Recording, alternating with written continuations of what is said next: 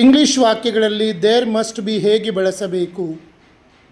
English ವಾಕ್ಯಗಳಲ್ಲಿ there must be ಹೇಗೆ ಬಳಸಬೇಕು? There must be a way, ಒಂದು ದಾರಿ ಇದ್ದೇ ಇರಬೇಕು, ಯಾವುದಾದರೂ ಒಂದು ಮಾರ್ಗ ಇರಲೇಬೇಕು. ಮಸ್ಟ್ ಬಿ ಅಂದರೆ ಇರಲೇಬೇಕು. There must be some mistake, ಏನೋ ಒಂದು ತಪ್ಪು ನಡೆದೇ ಇರಬೇಕು. There must be a reason for this, ಇದಕ್ಕೆ ಒಂದು ಕಾರಣ ಇದ್ದೇ ಇರಬೇಕು. There must be someone inside the room, ಕೋಣೆಯ ಒಳಗಡೆ ಯಾರೋ ಇರಲೇಬೇಕು. There must be a hospital nearby, ಹತ್ತಿರದಲ್ಲಿ ಎಲ್ಲಾದರೂ ಒಂದು ಆಸ್ಪತ್ರೆ ಇರಲೇಬೇಕು. There must be water in the bottle, ಬಾಟಲಿಯಲ್ಲಿ ನೀರು ಇದ್ದೇ ಇರಬೇಕು ಅಂದರೆ ಇರಲೇಬೇಕು. There must be a key to this lock, ಈ ಬೀಗಕ್ಕೆ ಒಂದು ಕೀಲಿ ಇರಲೇಬೇಕು.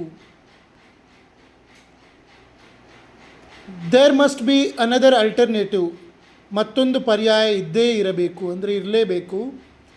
There must be a network problem, network ಸಮಸ್ಯೆ ಇರಲೇಬೇಕು.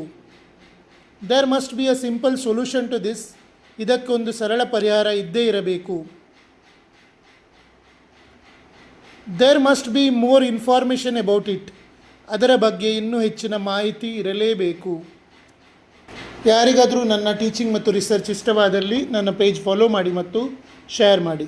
ನಿಮಗೆ ನನ್ನ 3 ತಿಂಗಳ ಕಂಪ್ಲೀಟ್ ಸ್ಪೋಕನ್ ಇಂಗ್ಲೀಷ್ ಕೋರ್ಸ್ ಮಾಡಲಿಕ್ಕಿದ್ರೆ ಅದನ್ನು ನಾನು ನಿಮಗೆ ನಿಮ್ಮ ವಾಟ್ಸಪ್ ನಂಬರಿಗೆ ವಿಡಿಯೋಗಳ ಮೂಲಕ ಕಳಿಸ್ತೇನೆ.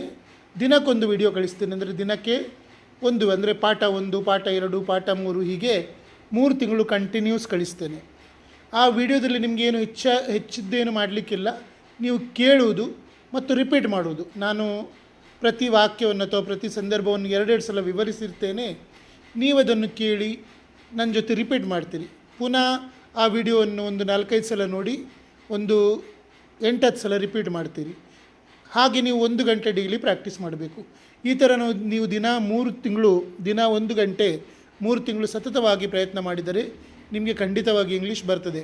ನೋಡಿ, ನಿಮಗೆ ಇಂಗ್ಲೀಷ್ ಬರುವುದಿಲ್ಲ ಅಂತಲ್ಲ, ನಿಮ್ಮಲ್ಲಿ ಹೆಚ್ಚಿನವರು ಗ್ರ್ಯಾಜುಯೇಟ್ಸ್ಗಳು SSC PUC ಅಂತೂ ಮಾಡೇ ಇರ್ತೀರ. ಅಂದರೆ ನಿಮಗೆ ಇಂಗ್ಲೀಷ್ ಓದಲಿಕ್ಕೆ ಬರೀಲಿಕ್ಕೆ ಬರುವುದಿಲ್ಲ, ಇಂಗ್ಲೀಷ್ ಅರ್ಥ ಆಗೋದಿಲ್ಲ ಅಂತೇನಿಲ್ಲ, ಎಲ್ಲ ಗೊತ್ತುಂಟು ನಿಮಗೆ. ಬರೀ ನಿಮಗೊಂದು ಅಂಜಿಕೆ ಇರ್ಬೋದು, ನೀವು ಮಾಡಿರೋ ವಾಕ್ಯ ಸರಿಯೋ ತಪ್ಪೋ, ಆ ವಾಕ್ಯ ತಪ್ಪಿದ್ದಲ್ಲಿ ಜನರು ನಗ್ತಾರೋ ಏನೋ ಅನ್ನೋ ಅಂಜಿಕೆ.